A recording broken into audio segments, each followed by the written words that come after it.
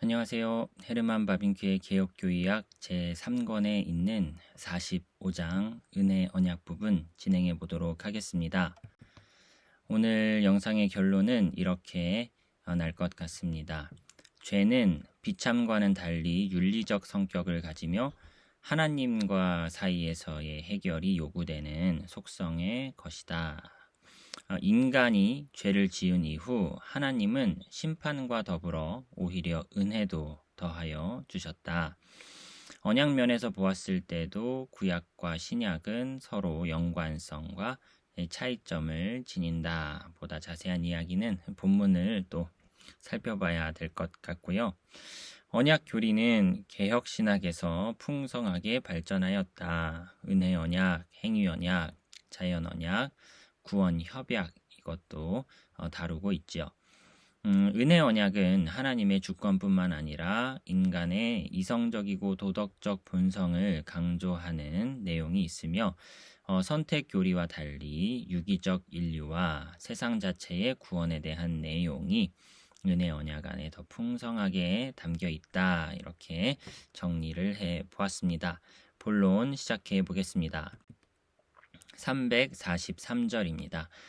죄와 비참 그리고 죽음의 실제는 그 누구도 부인할 수 없는 사실들이며 따라서 모든 사람은 크든 작든 화해와 구원의 욕구를 느낍니다. 구원에 대한 갈망은 비참에 대한 지식에 못지않게 모든 사람에게 공통적이죠. 심지어 모든 사람은 구원이 반드시 위로부터 와야만 한다는 사실을 다소간 인식합니다. 하지만 비참이 다르게 이해되는 것에 따라 사람들이 갈망하는 구원도 역시 달라지죠. 윤리적 악과 물리적 악, 죄와 비참이 서로 동일시되는 한 하나님과 세상 사이의 구별 역시 정당화될 수 없습니다. 그러므로 이교도들에게 있어서 가면 갈수록 거룩에 대한 인식이 더욱 사라진 것이죠. 시간 속에서 하나님 자신이 호의를 따라 흔쾌히 인간과 체결한 은혜 언약은 이방인들에게는 생소한 것입니다. 실질적 의미의 은혜는 그들에게 알려지지 않았는데 왜냐하면 그들은 죄의 본질을 파악하지 못했기 때문이다 라고 바빙크는 설명합니다. 그래서 그들은 물론 모든 악으로부터의 구원에 관한 희망과 바람을 가졌지만 확고한 믿음을 지닌 것은 아니었다고 볼 수 있습니다. 하지만 하나님의 은혜는 그 모든 풍성함과 영광 가운데 성경에서 우리를 대면하죠. 특별 계시는 다시금 우리에게 하나님이 자연을 초월하여 자유롭고 전능한 존재이며 고유한 성격과 의지를 지닌 존재임을 드러내 줍니다. 인간이 하나님에 대해 갖는 관계는 인간이 모든 피조물에 대하여 놓인 관계와는 본질적으로 다릅니다. 그러므로 죄는 비참과 구별된다라고 하면서 죄는 물리적 성격을 지니는 것이 아니라 윤리적 성격을 지닌다라고 말하고 싶은 것이죠. 죄는 하나님의 계명에 대한 위반이며 하나님과의 교제의 단절이다. 그러므로 이 교제는 특정한 시점에서 오로지 하나님 편에서 다시금 회복될 수 있습니다. 은혜는 그 계시의 첫 순간부터 자연적 과정을 통해서가 아니라 역사적 행위를 통해 발생한 언약의 형태를 취하기 때문에 은혜의 풍성한 역사를 언약 안에서 찾을 수 있다라는 것이죠. 이러한 은혜 언약은 이미 타락 후 곧바로 시작되었다라고 말을 하는데요. 창세기 2장 17절에 날에는 이라는 표현이 문자적 의미로 이해될 때 위협을 주었던 형벌은 명백히 당시에 완전하게 시행되지 않았습니다. 왜냐하면 아담과 하와가 범죄한 당일에 죽지 않고 그 이후에도 여전히 수년 동안 살았기 때문이죠. 형벌은 단지 곧바로 완전히 시행되지 않았을 뿐만 아니라 시행되게 될 그 형벌은 동시에 또한 하나의 복으로 봉사했다라고 바빙크는 설명하는데요. 하나님과 타락한 인간과의 첫 번째 만남에서 발생한 모든 일은 하나님의 진노의 증거인 동시에 하나님의 은혜에 계시다라고 말을 합니다. 아담과 하와가 하나님의 계명을 어기자마자 그들의 눈이 밝아져 자신들이 벌거벗은 것을 알았죠.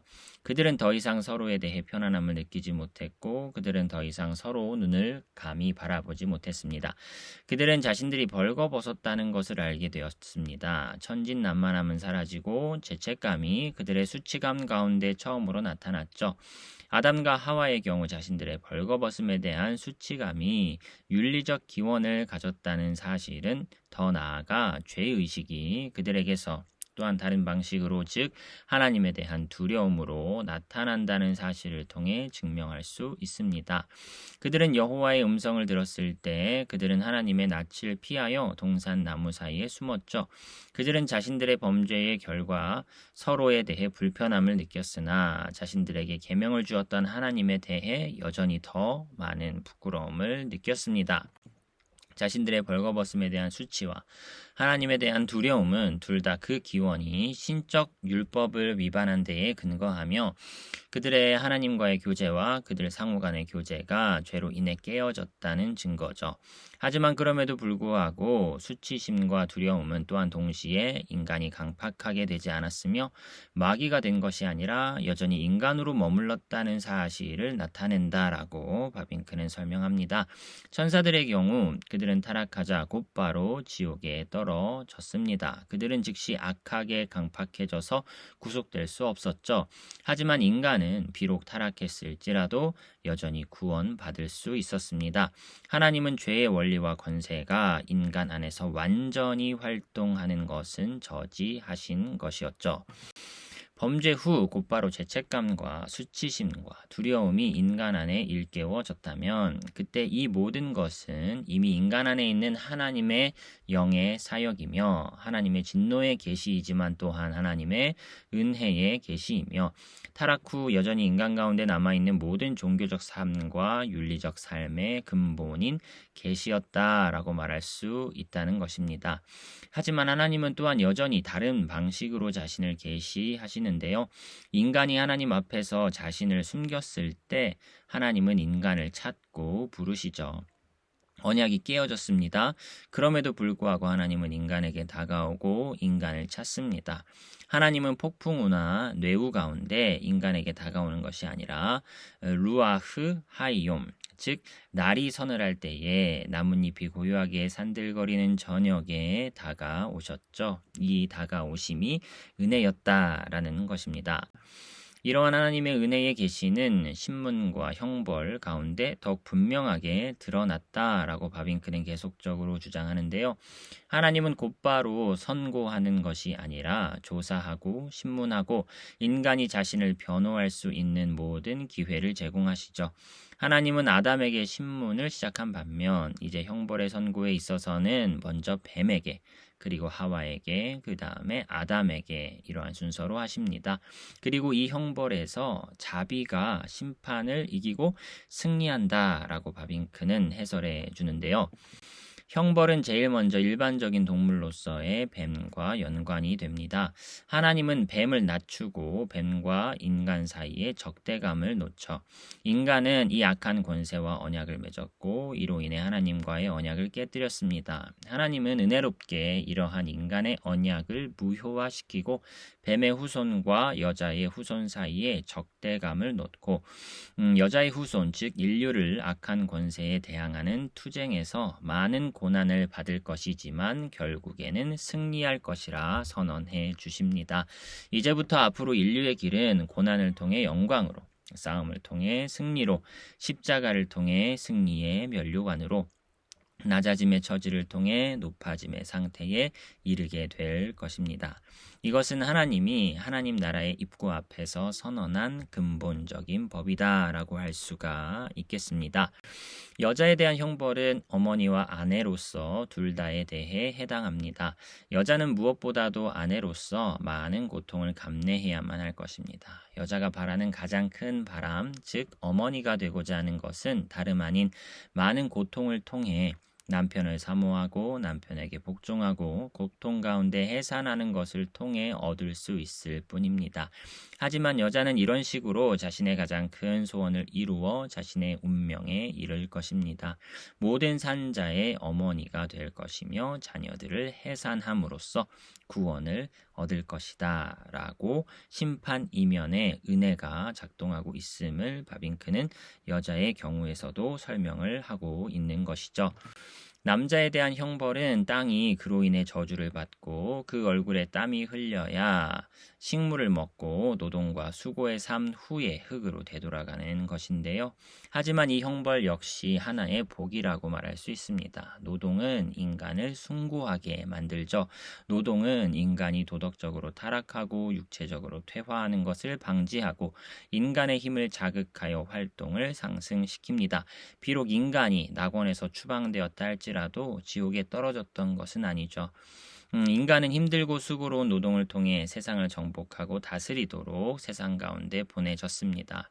인간의 통치가 전적으로 상실된 것이 아니라 노동을 통해 확대되죠.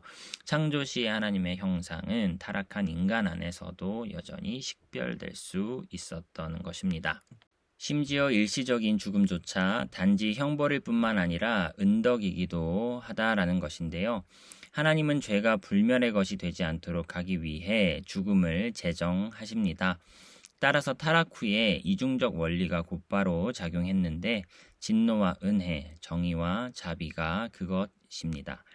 하나님이 이렇게 형벌을 선고한 뒤에 아담과 하와는 겸손히 머리를 숙였습니다. 비록 그 선고가 믿을 수 없게 들리고 그 선고의 진리는 단지 먼 미래에나 명백하게 드러날 수 있을지라도 그들은 미래를 모른 채 하나님의 말씀의 빛 가운데 봄으로써 그 선고를 믿었죠. 타락 전에 아담은 하와를 1차적으로 돕는 배필로 주어진 자신의 아내로 여겼고 그래서 여자라고 불렀습니다. 하지만 이제 아담은 그녀를 1차적으로 어머니로 보고 하와라고 부르죠. 물론 그들이 죽음과 파멸을 받아 마땅하지만 하나님의 복은 여자로 하여금 생산할 수 있게 만들고 그녀에게서 한 인류가 나오게 하며 그 인류는 그녀의 장자인 인자 안에서 죄의 모든 악한 권세를 정복할 것입니다. 아담은 하나님의 약속 가운데 인류의 번식, 존재, 발전, 구원이 보장되어 있음을 보았고 참으로 어린아이 같은 믿음으로 그 약속 자체를 수용하였습니다. 그래서 아담의 이러한 믿음은 의로 여겨졌다라고 말할 수 있죠.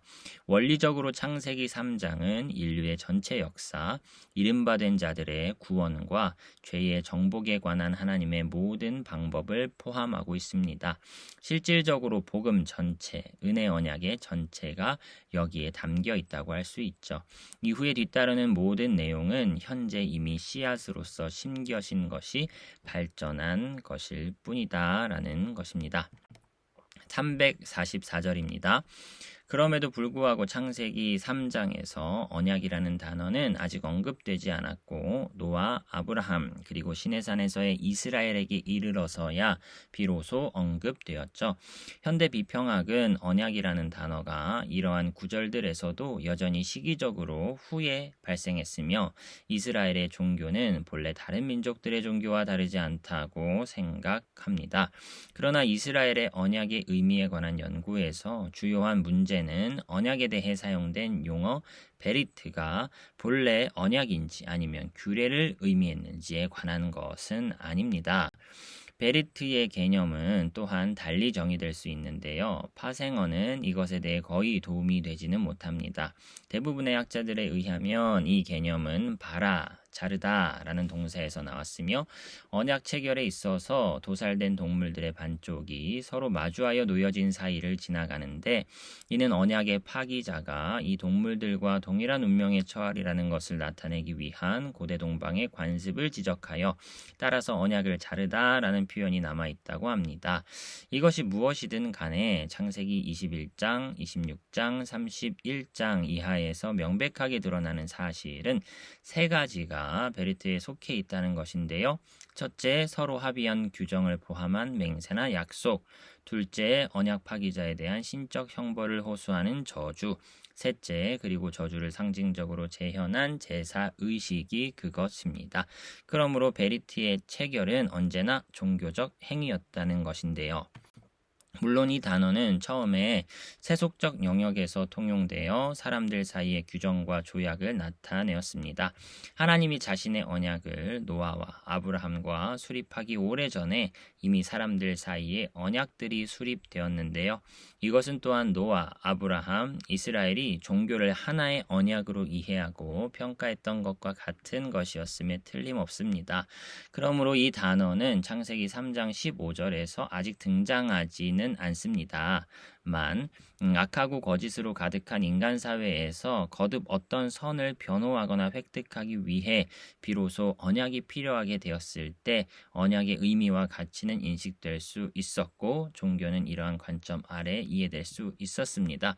3장 15절, 창세기 3장 15절에서 언약이라는 단어가 사용되고 있지는 않지만 언약이 필요해졌을 무렵에서 이 3장 15절을 되돌아보면 여기에 언약적 요소가 있었구나라는 사실을 우리는 종교적인 관점 아래 이해할 수 있다라는 것입니다.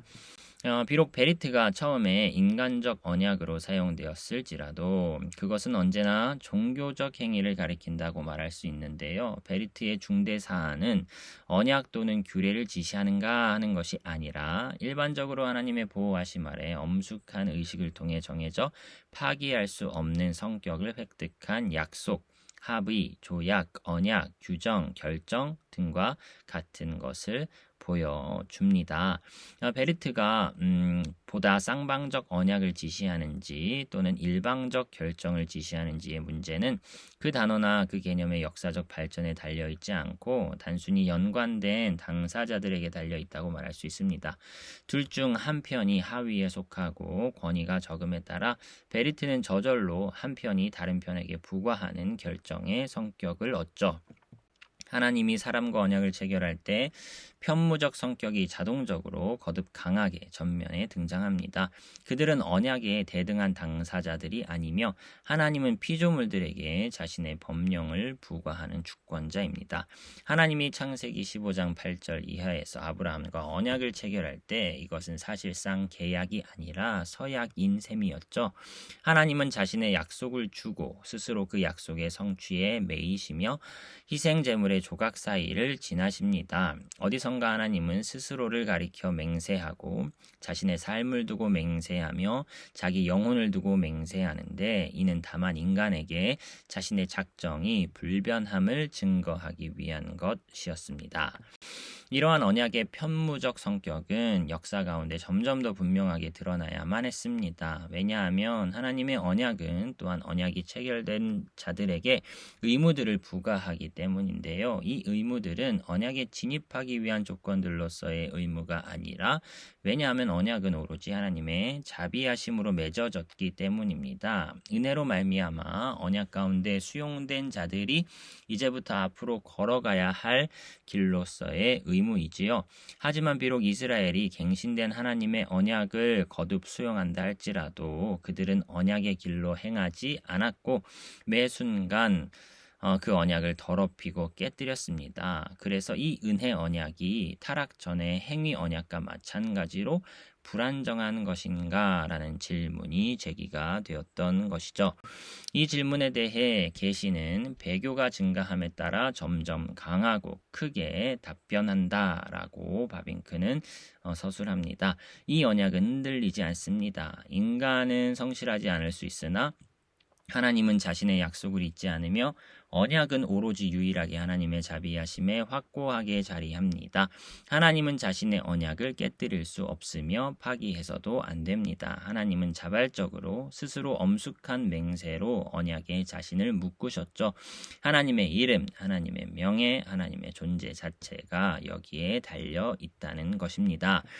이러한 은혜 언약의 확고함 가운데 우리가 그리스도인으로서 고백하는 종교의 영화로움이 담겨 있습니다.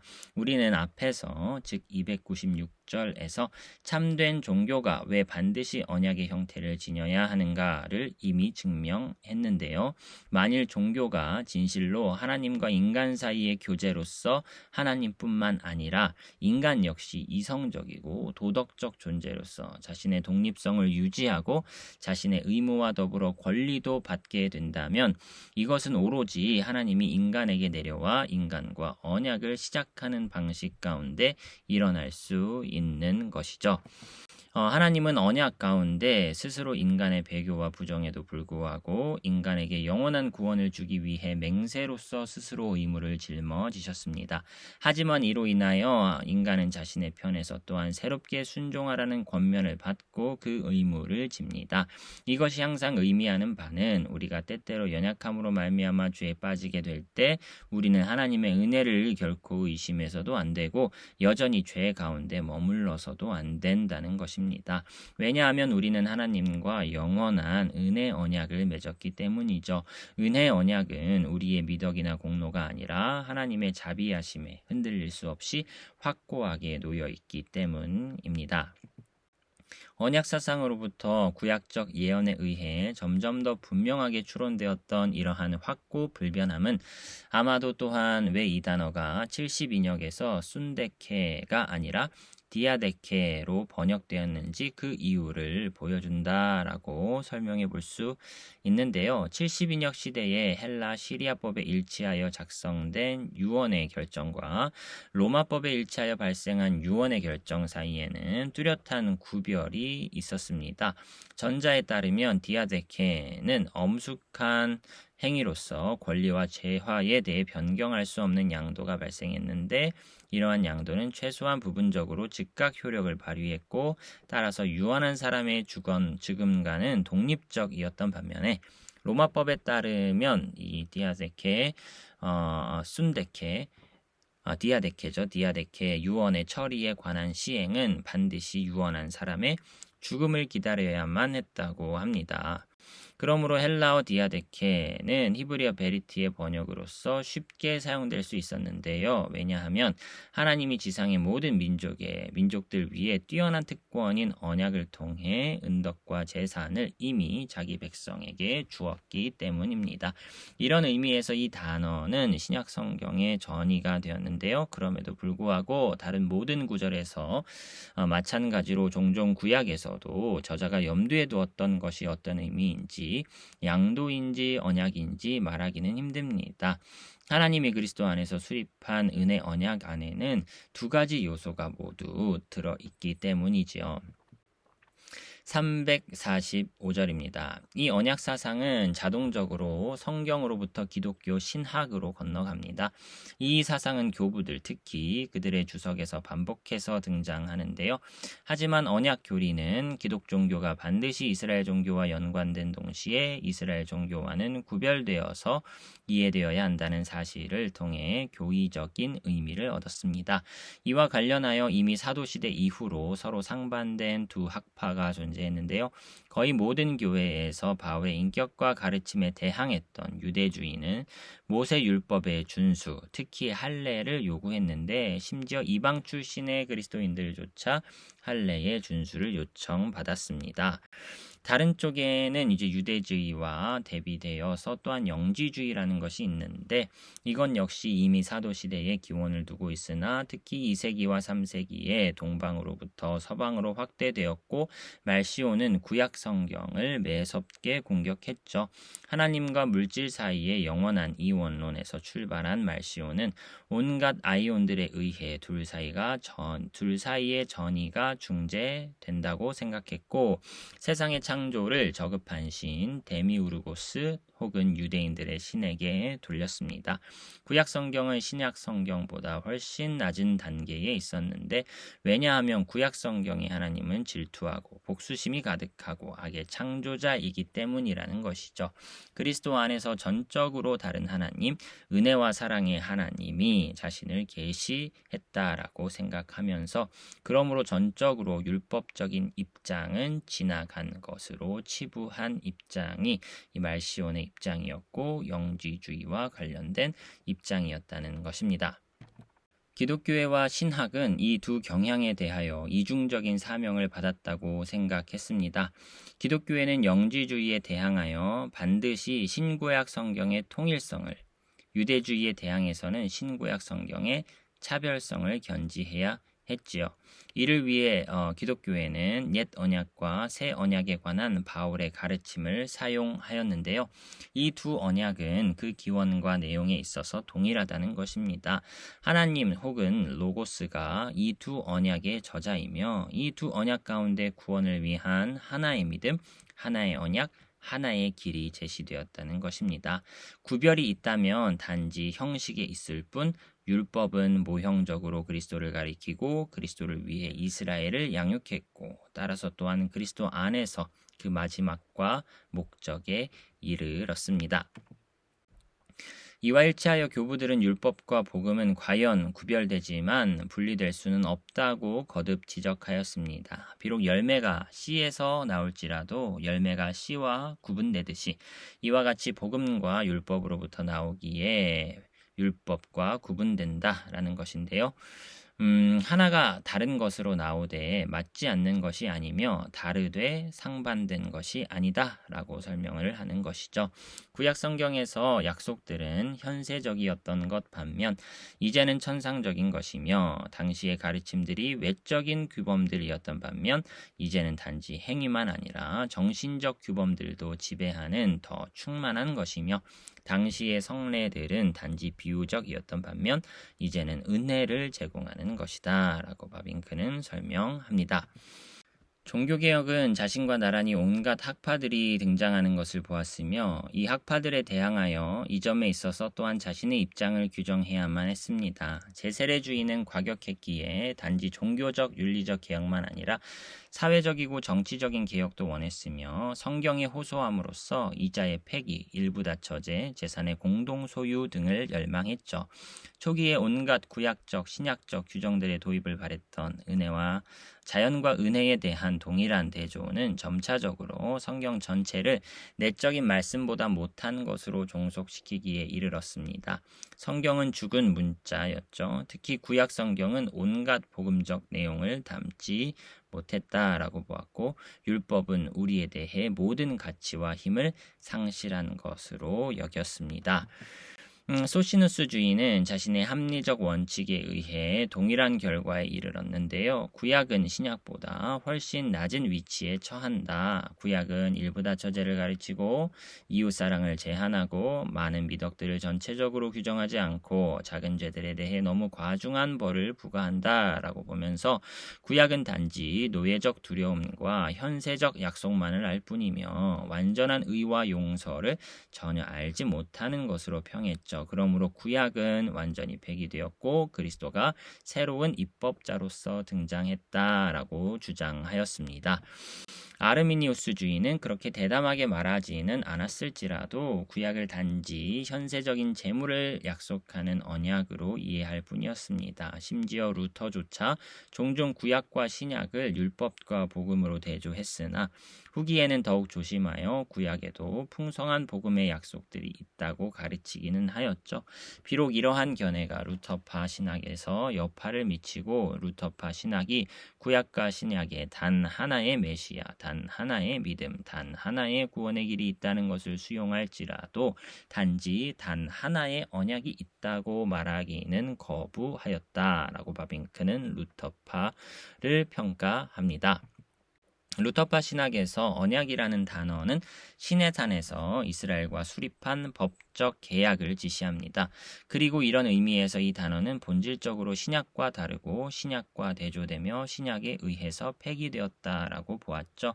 물론 구약에는 이스라엘에게 주어졌고 또한 우리에게도 여전히 유효한 많은 언약들이 있지만 이스라엘에 대한 하나님의 법적 계약으로서의 구약은 은혜 언약이 아니었다라고 보았던 것입니다. 아담, 아브라함 등에게 주어졌던 복음의 약속들이 물론 은혜 언약이라는 이름 아래 요약될 수 있으나 이 구약 성경의 은혜 언약은 마치 약속이 성취와 다르고 그림자가 실체와 다른 것처럼 신약 성경과 단지 우연히만 아니라 또한 본질적으로도 구별된다고 루터파는 주장하였던 것입니다.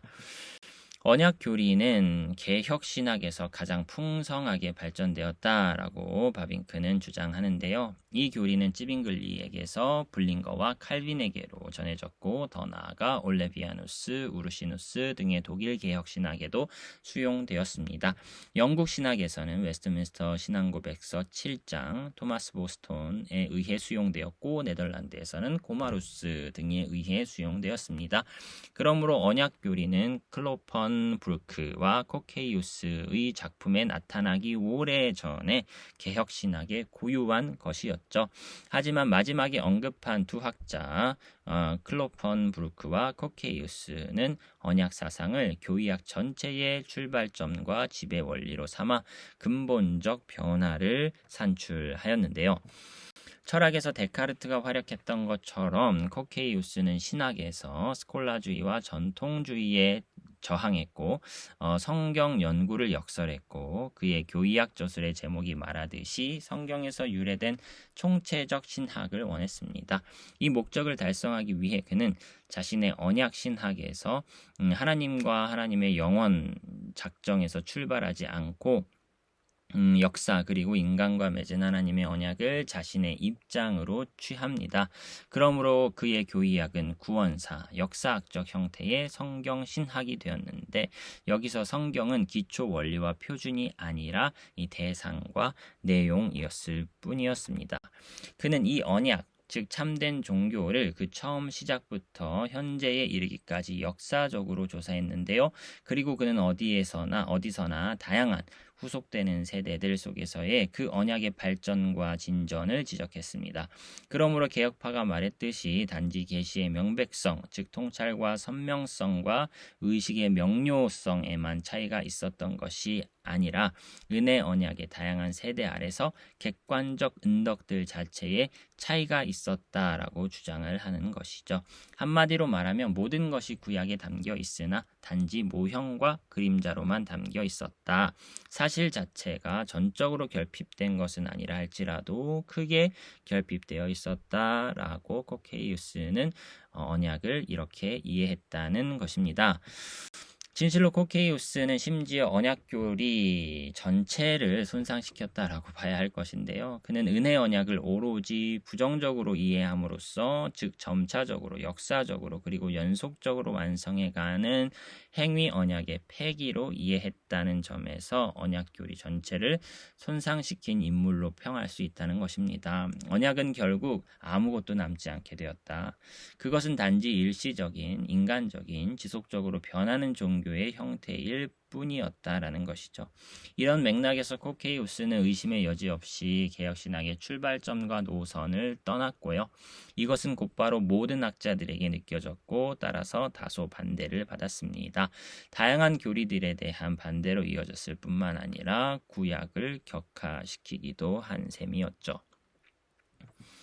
구약은 단지 역사적 가치만을 지니며 더 이상 교의적으로 중요하지 않다는 의견이 어디서나 무의식적으로 침투해 버렸습니다. 합리주의와 초자연주의는 구약의 중요성과 가치를 조금도 의식하지 못했습니다. 칸트에 의하면 유대교는 단지 헌법에 근거한 순전히 구약적 법률들의 총체였을 뿐이었습니다.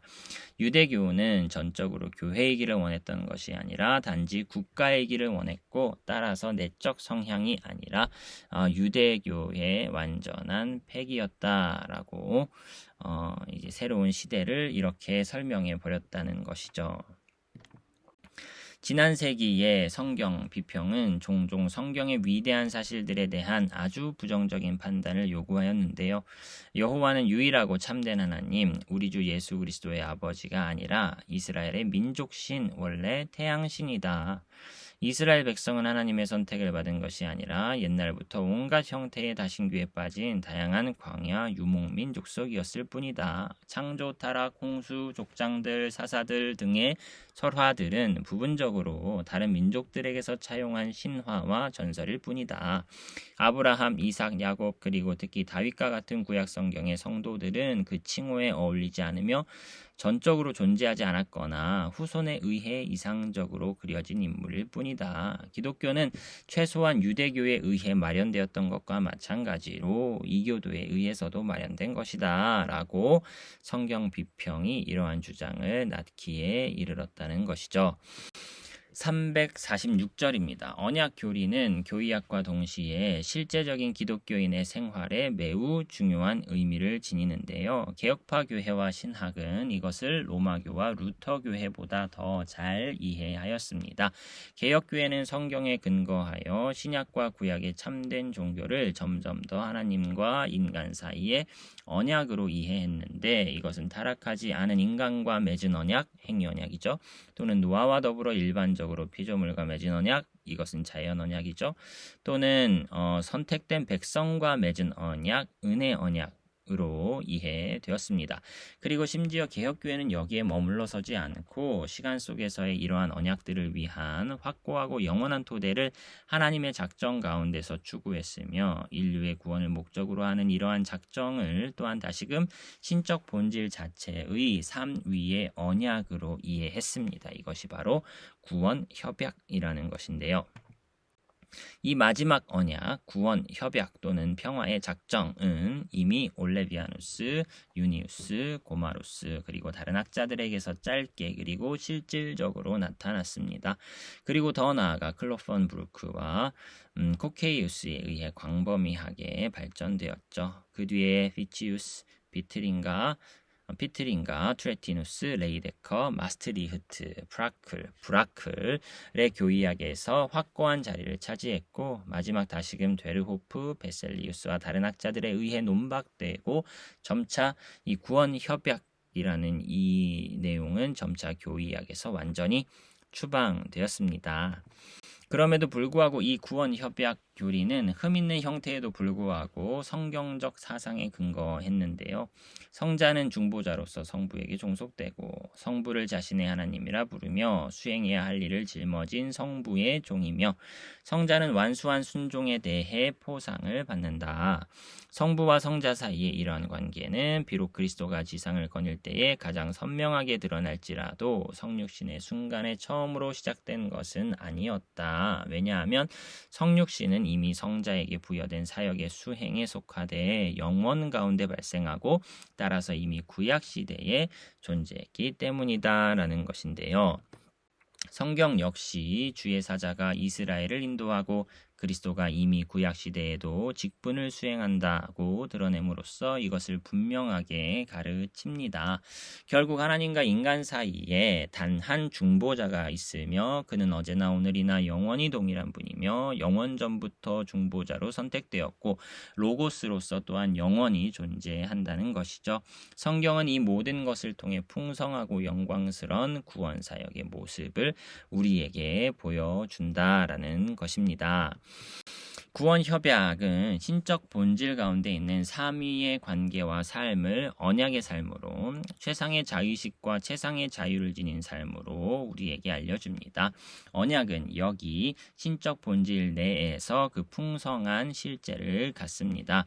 하나님과 인간 사이의 언약은 그 둘 사이의 무한한 격차로 인해 언제나 다소 주권적 결정, 유언의 성격을 지니는 반면 여기 삼위 사이의 언약은 온전한 의미에서의 언약이라고 볼 수 있죠. 이것은 탁월한 신적 사역이다. 하나님이 인간 창조 시 미리 의도를 지니고 스스로 숙고했듯이 재창조에서 삼위의 각 위인은 더욱 분명하게 자신의 구별적 특성을 지니고 등장한다는 것이죠. 재창조는 창조와 마찬가지로 하나님 한 분만의 사역이지만 구원의 전체 사역을 함께 고안하고 확정하고 수행하고 마지막으로 완성하는 이는 오로지 삼위일체 하나님, 성부, 성자, 성령이다라고 말할 수가 있다는 것입니다. 하지만 더 나아가 이 구원 협약은 또한 구원을 위한 하나님의 영원한 사역과 이를 위해 하나님이 시간 속에서 행하는 것 사이에 연결고리를 형성하는데요. 은혜 언약은 삼위 하나님의 작정과 언약 가운데 확고하게 뿌리를 두고 있고 은혜 언약은 이 작정과 언약에 대해 틀림없이 뒤따르는 적용과 시행이다라고 말할 수 있겠습니다. 하나님이 처음에 자신의 언약을 아담과 노아, 아브라함과 이스라엘과 맺고 마지막으로 나중에 통해서야 그리스도와 맺었다는 생각은 그릇된 것입니다. 하지만 은혜 언약은 영원 전부터 삼위의 구원 협약 가운데 마련되어 있었고 타락 후에 곧바로 그리스도에 의해 실현된 언약이라는 것입니다.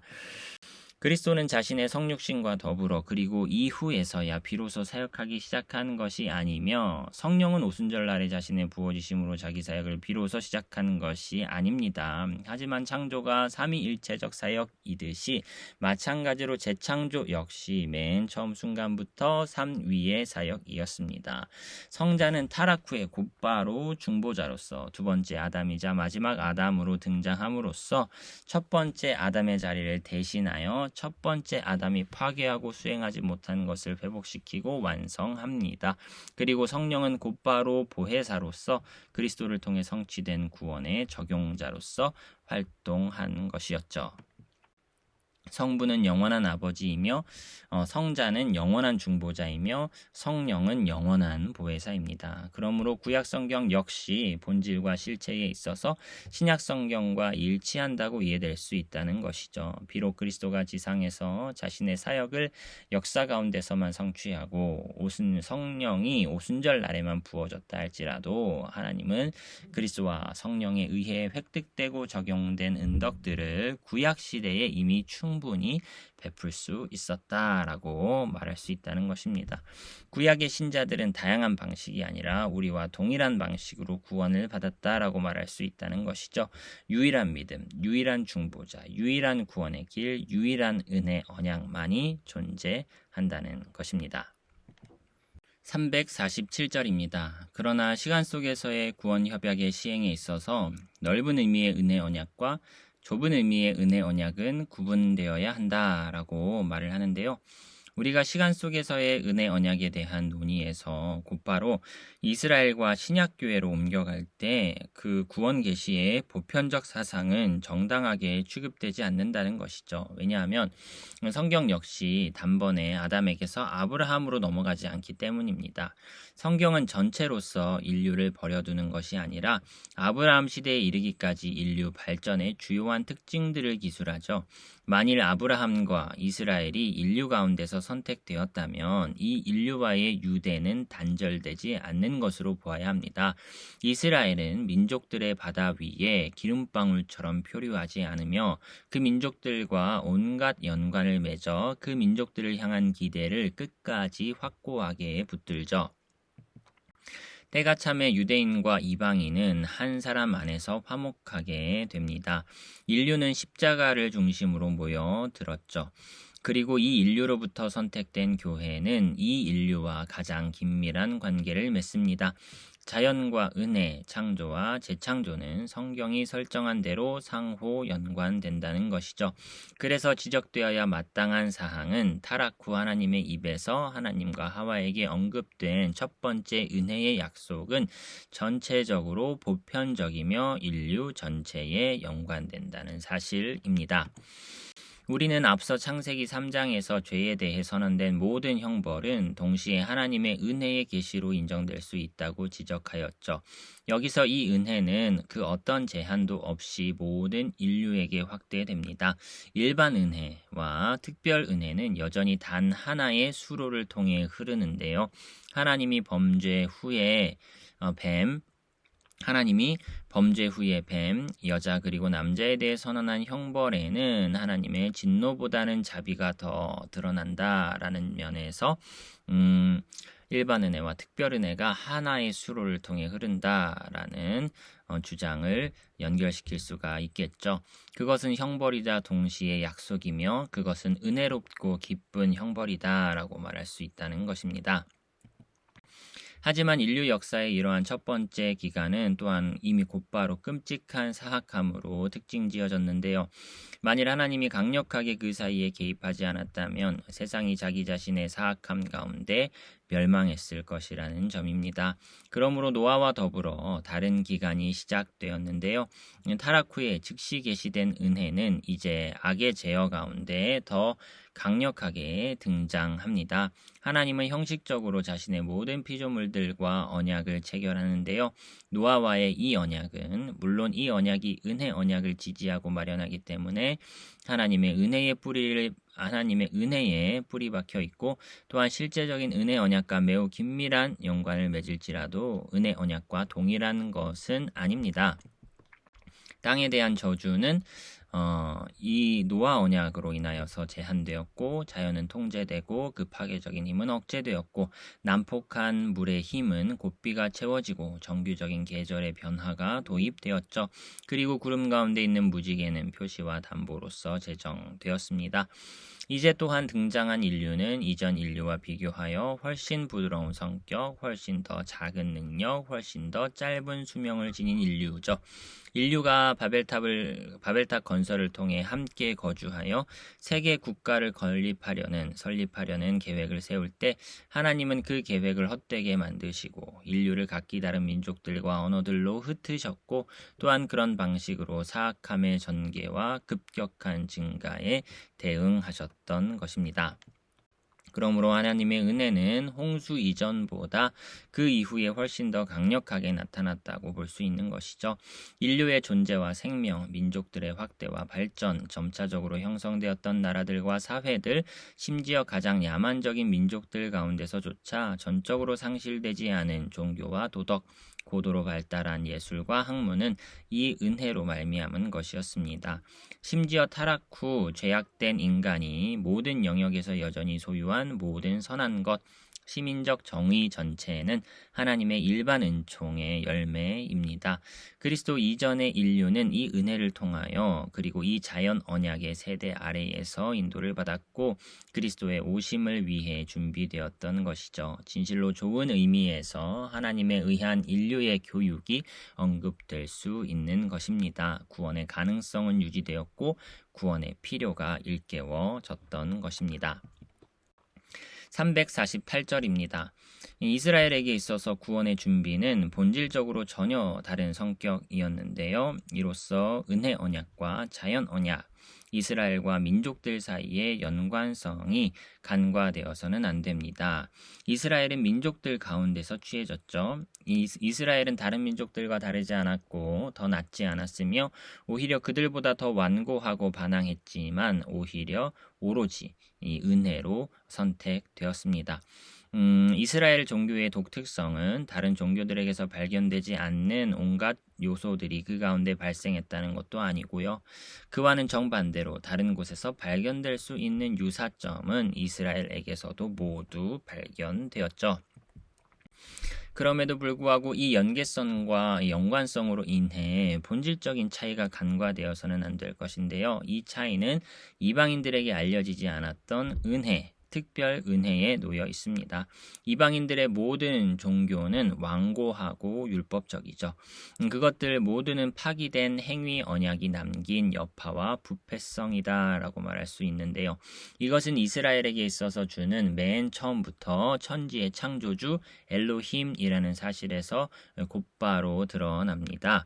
이스라엘은 하나님과 세상의 관계를 결코 창조주와 피조물의 관계 외에 다른 것으로 이해하지 않았습니다. 모든 이교 사상은 원칙상 이러한 단 하나의 교리에 의해 축출되었죠. 이것이 참되고 순수한 종교의 기초입니다. 더 나아가 이러한 천지의 창조주는 또한 세상을 보존하고 통치하며 특별히 이스라엘에 대해 자발적으로 그리고 은혜롭게 특별한 관계를 맺는 분이시죠. 아브라함과의 언약은 아담 이후로 역사 가운데 마련되었습니다. 이스라엘의 종교는 인류의 본래적 종교의 넓은 기초 위에 수립되었죠. 하지만 그럼에도 불구하고 아브라함과의 언약은 다시금 전적으로 그리고 오로지 하나님에게서 나와 새롭고 더 높은 수준의 계시인데요. 하나님은 이 언약에서 주도권을 가지십니다. 하나님은 언약을 수립하고 아브라함을 선택하시죠. 하나님은 기적 같은 이삭의 출생 출생을 통해 이스라엘의 창조주이며 재창조주임을 동시에 드러내십니다. 이스라엘 종교에서 인간이 하나님을 추구하는 것이 아니라 하나님이 인간을 찾죠. 족장들과 맺은 이 언약은 심지어 나중에 시내산에서 이스라엘과 맺은 언약이 다른 형태를 취할 때조차 지속되는데요. 아브라함에게 주어졌던 유일하고 위대한 약속은 이것이었습니다. 나는 너의 하나님이 되고 너와 네 후손은 나의 백성이 되리라. 이것이 또한 하나님이 이스라엘과 맺은 언약의 주된 내용이었죠. 하나님은 이스라엘의 하나님이며 이스라엘은 하나님의 백성입니다.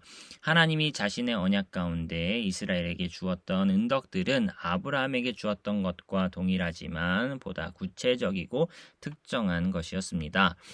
이스라엘은 온갖 복들을 받는데 가나안 땅, 결실이 풍성한 혼인, 장수, 번영과 풍요, 원수에 대한 승리와 같은 단지 일시적인 것뿐만 아니라 그들 가운데 하나님의 거하심, 죄용서, 아들됨, 거룩과 같은 영적이고 영원한 것도 받습니다. 그러나 이 구약의 모든 은덕들은 신약에서처럼 그렇게 선명하고 분명하게 제시되지는 못했는데요.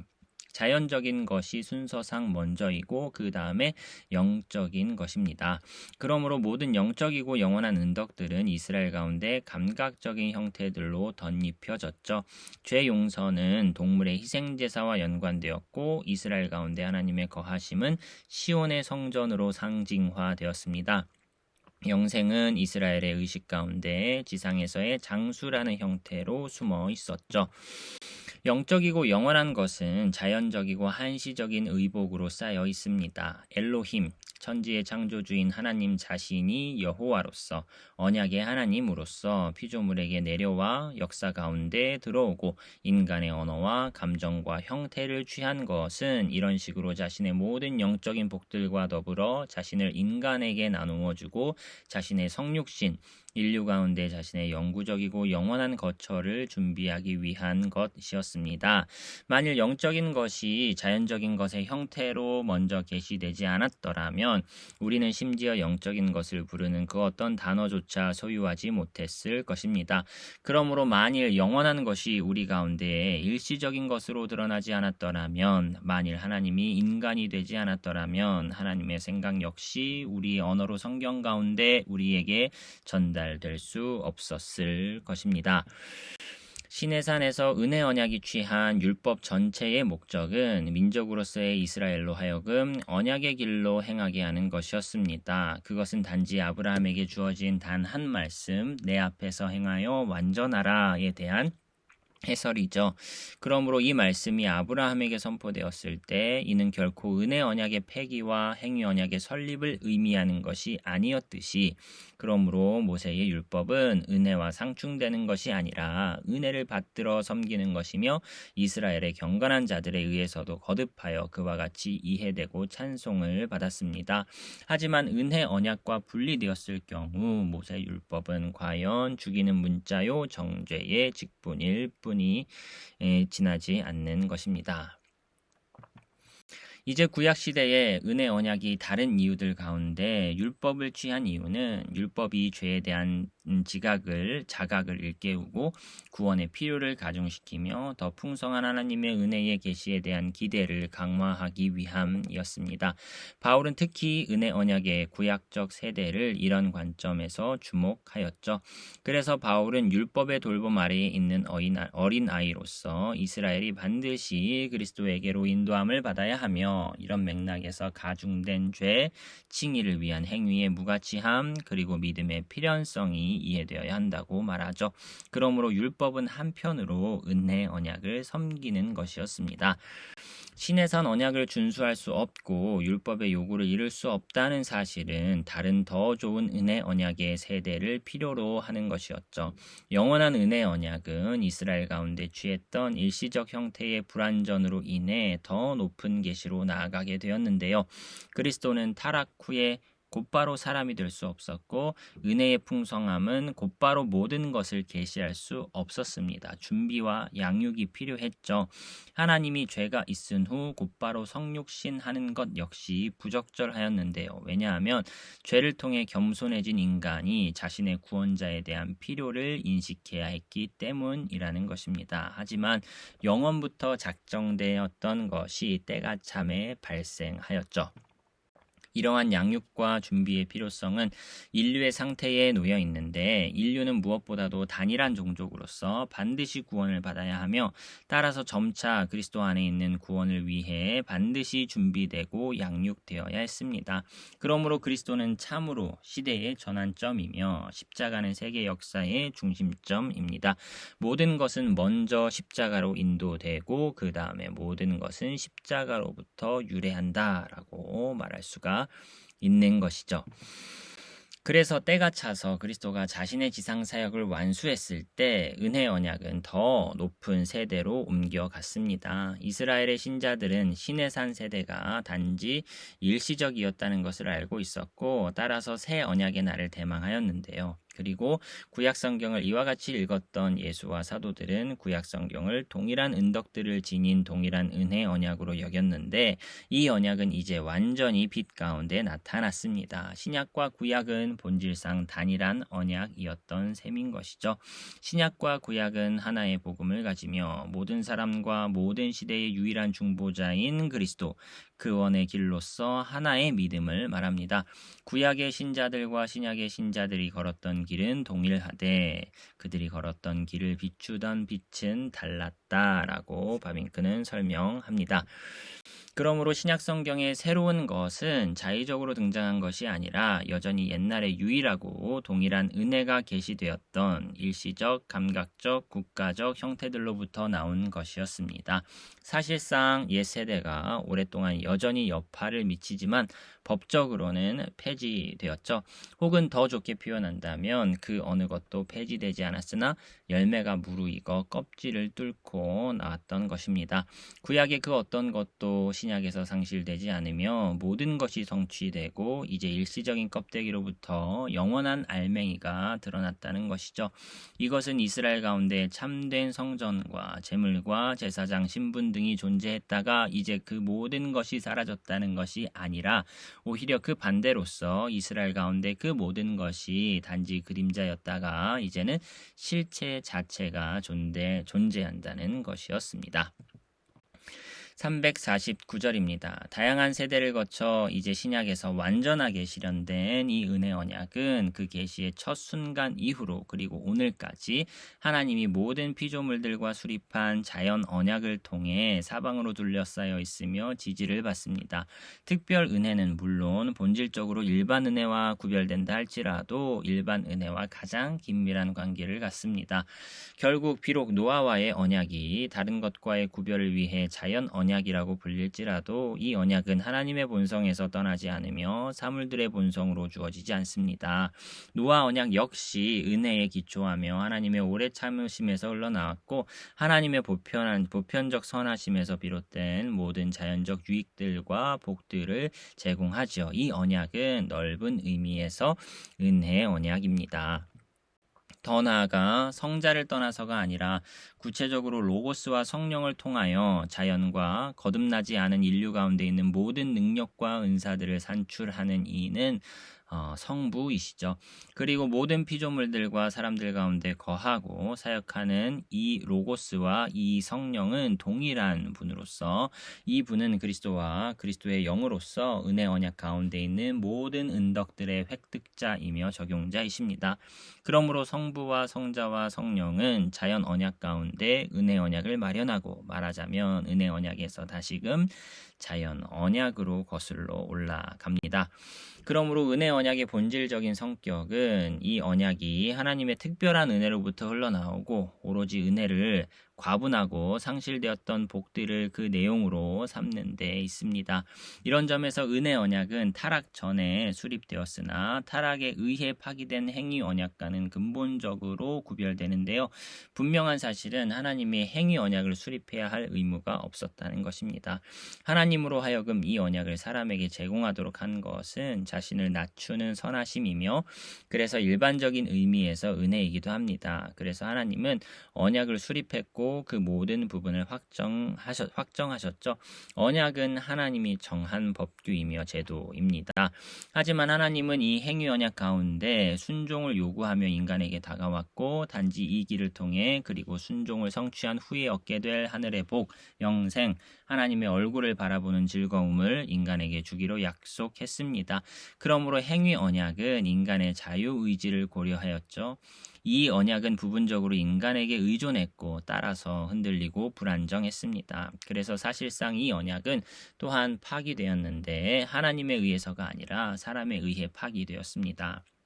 인간은 이제 자기 편에서 율법 준수를 통해 더 이상 생명을 획득할 수 없게 되었죠. 그 어떤 육체도 율법의 행위로부터 의롭다함을 받을 수 없었습니다. 그러므로 하나님이 행위 언약과 구별되고 대조되는 다른 더 좋은 언약을 수립했는데 이는 율법적 언약이 아니라 복음적 언약이었습니다. 하지만 하나님은 이것을 단순히 한 사람과 수립한 것이 아니라 자기 자신의 독생자, 많이 사랑하는 아들인 사람 그리스도 예수와 수립하였습니다.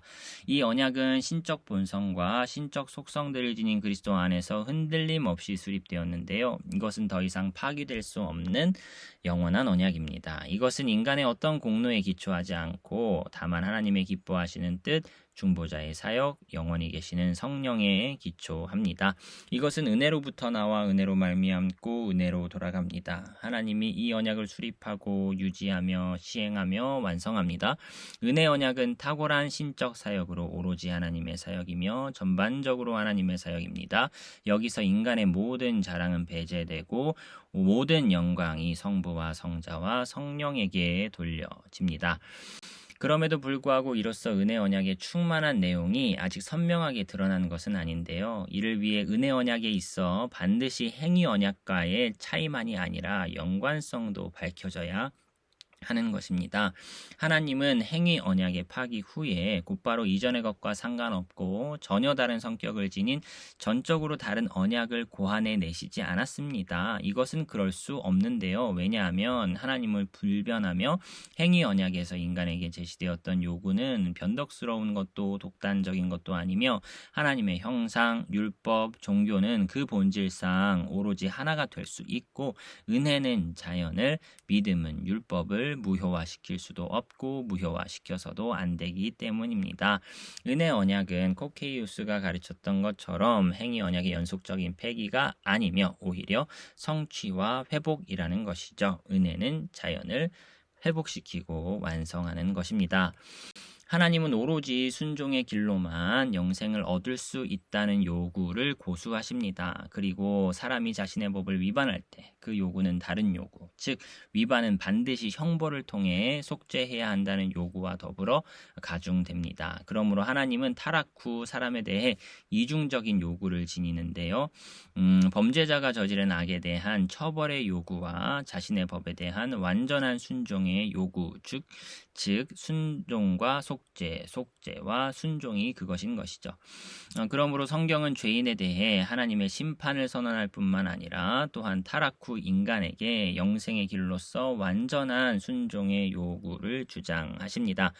그러므로 행위 언약과 은혜 언약의 차이는 하나님이 은혜 언약에서 한 가지 요구가 아니라 이중적 요구를 가지고 등장하며 이 이중적 요구를 가지고 아담 안에 있는 인류가 아니라 그리스도 안에 있는 인류에게 온다는 사실에 있습니다. 행위 언약과 은혜 언약은 아담이 그리스도와 바뀌고 그리스도에 의해 대치된다는 사실에서 1차적으로 차이가 나는데요. 그리스도는 첫 번째 아담이 오염시키고 소홀히 한 것을 회복하고 양도받은 두 번째 아담이며 마지막 아담, 은혜 언약의 중보자, 새로운 인류의 머리이십니다. 개혁신학은 언약 교리에 있어서 성경의 이러한 사상을 다른 어떠한 신학보다 더 정당하게 취급하였다라고 바빙크는 평가합니다. 이런 맥락에서의 이 발전 과정을 좀 짧게 요약해 보자면 다음과 같은데요. 먼저 구약과 신약의 근본적인 통일성을 옹호하기 위해 은혜 언약의 교리가 등장했고요.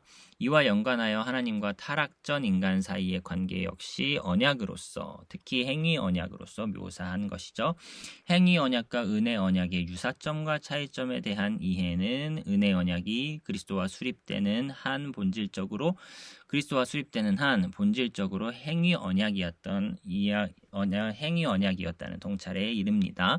그러므로 은혜 언약은 영원 전부터 그리스도와 수립된 언약, 구원 협약, 평화의 작정과 같은 시간 속에서 선택된 자들 또는 신자들과 수립된 이 평화의 작정의 시행으로서의 언약으로 다시금 구별되어야만 한다라고 언약의 종류에 대한 등장 발전 과정을 이렇게 바빙크가 짤막짤막하게 서술해주고 있습니다. 탁월한 면모가 아닐 수 없습니다. 그리고 마지막으로 이러한 구별은 다시금 사라졌는데요. 은혜 언약과 평화의 작정은 근본적으로 동일한 것으로 이해되었는데 은혜 언약 자체가 영원으로 옮겨져 거기서 그리스도와 더불어 그리스도에게 속한 모든 자들과 더불어 그리스도 안에서 수립된 것으로 이해되었습니다. 마지막 요점인 이제 평화의 작정과 은혜 언약의 동일시는 맨 처음 영국에서 웨스트민스터 대요리 문답에 의해 발전되었지만 많은 학자들은 이러한 동일시에 대해 지속적으로 반대했고 그 둘 사이에 차이를 주장하였습니다. 진실로 구원 협약과 은혜 언약 사이에는 차이가 있긴 하죠. 전자에서 그리스도는 보증인이요 머리인 반면 후자에서는 중보자이다.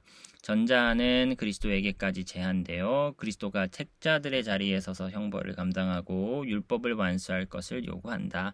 후자는 그리스도를 통해 사람들에게까지 확대되어 그리스도가 우리들의 자리에서 완수하지 않았거나 완수할 수 없는 믿음과 회개를 우리들에게 요구한다.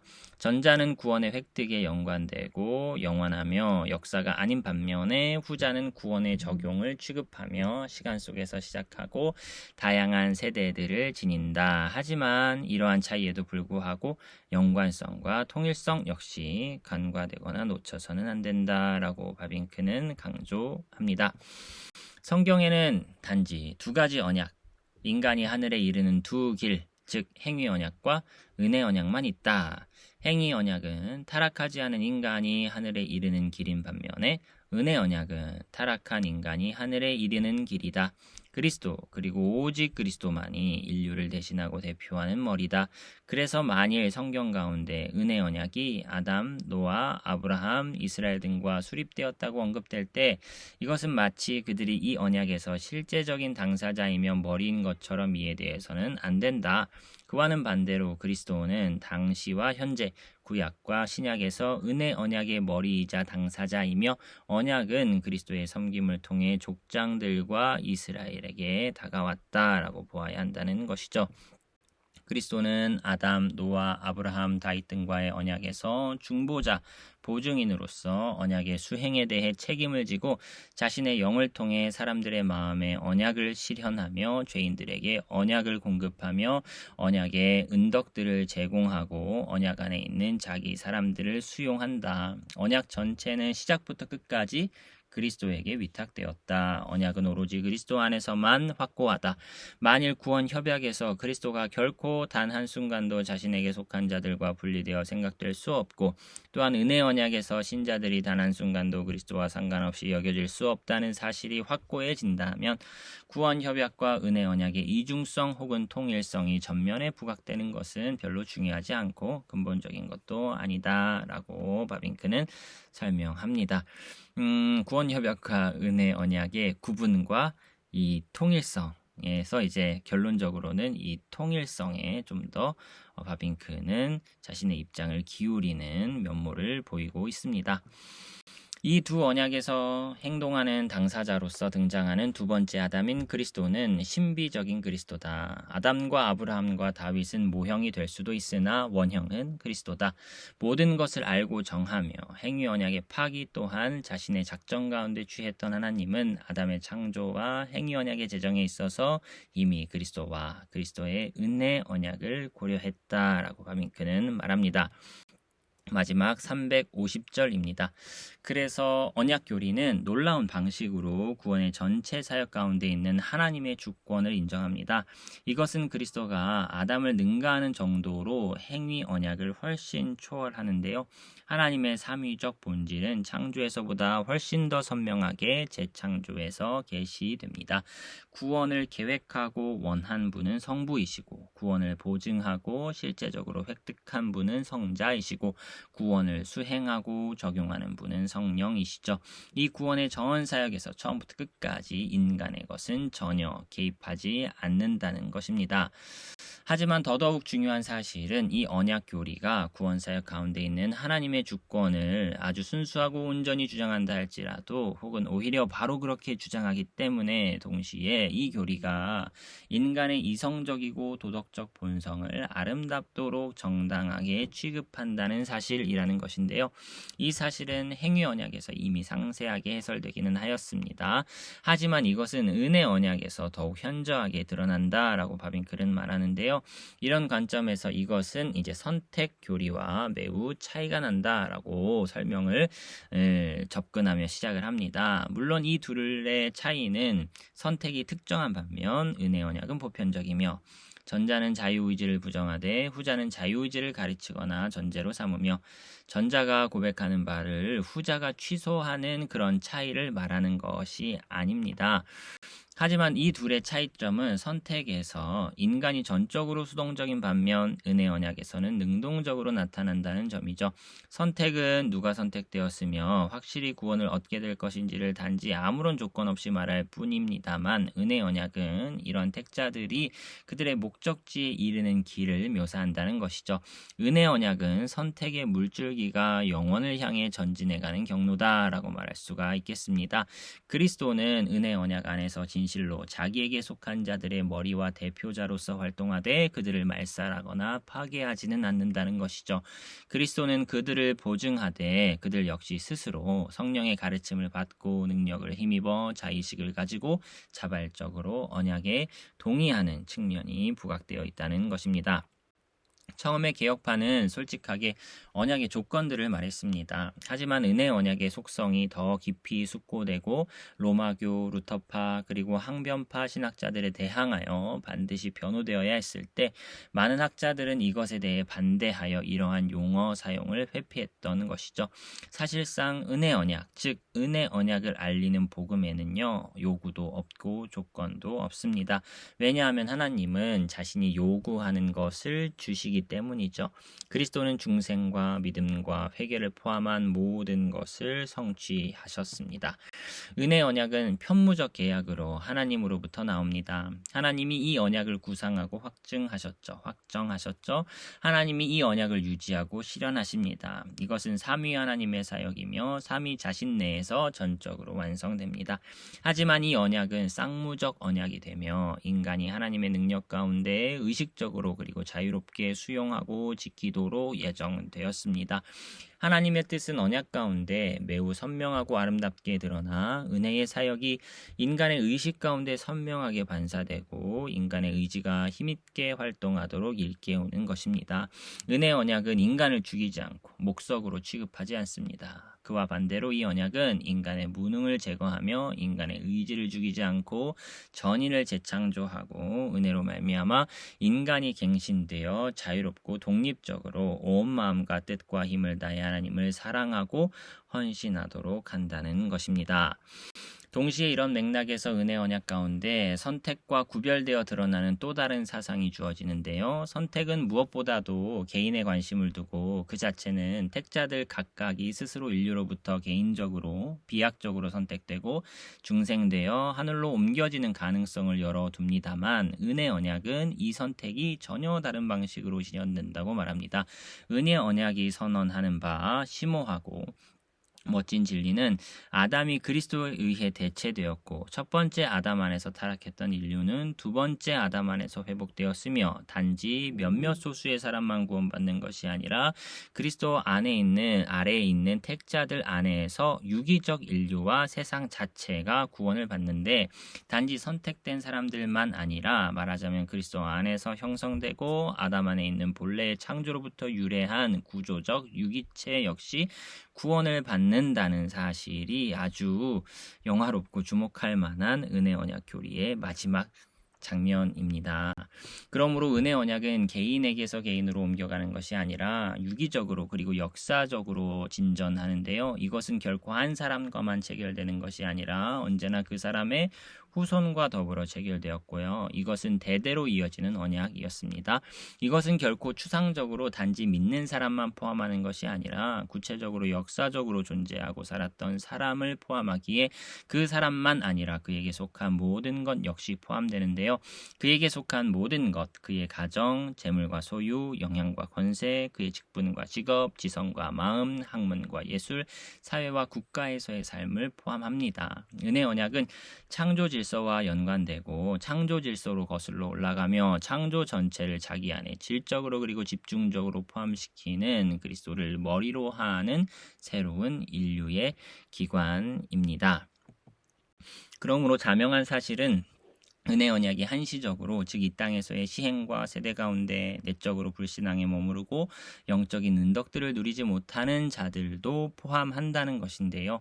개혁파 신학자들은 여기에 주목하여 내적 언약과 외적 언약 혹은 언약과 언약의 시행 혹은 절대적 언약과 조건적 언약 사이를 구분하였습니다만 다른 학자들은 이것에 대해 공정하게 반대하였습니다. 은혜 언약은 단 하나이며 이것의 외적 측면과 내적 측면이 비록 여기 지상에서 결코 일치하지 않는다 할지라도 서로 분리되어 나란히 놓여질 수도 없고 놓여져서도 안 된다는 것이죠.